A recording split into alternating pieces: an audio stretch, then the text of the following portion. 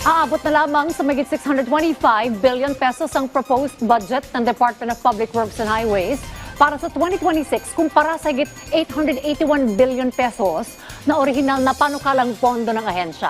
Si Bernard Ferrer sa report.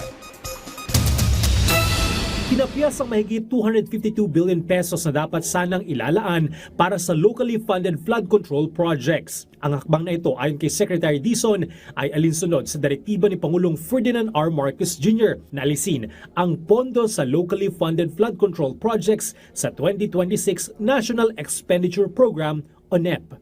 Pero dito po kasi sa locally funded, dahil po sa extent ng nakita ng ating Pangulo, tingin ko po ang pinanggagalingan niya, dapat, teka, wag muna. At sa 2027 budget, ang utos na rin po ng ating Pangulo, gawin na natin ito ng tama.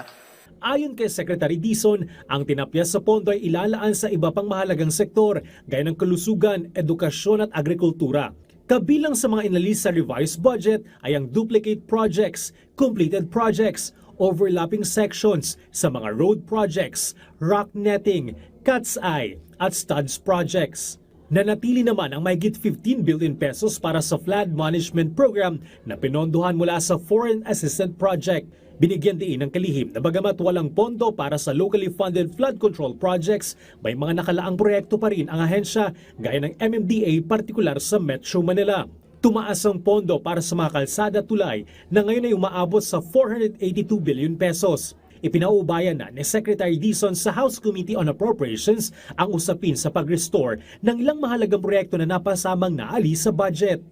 Sa ngayon po, wala na po sa kamay natin ang budget sa ngayon. No? And ang Kongreso na po ang magdi-determine ng kung paano i-allocate ang budget na sinamitin natin. Tiniyak naman ni Secretary Dizon na papanagutin ang mga sangkot sa munay irregularidad sa flood control projects. Sa katunayan, 20 individual na inareklamo ng DPWH sa Office of the Ombudsman kaugnay ng mga anomalya. Bernard Ferrer para sa Pambansang TV sa Bagong Pilipinas.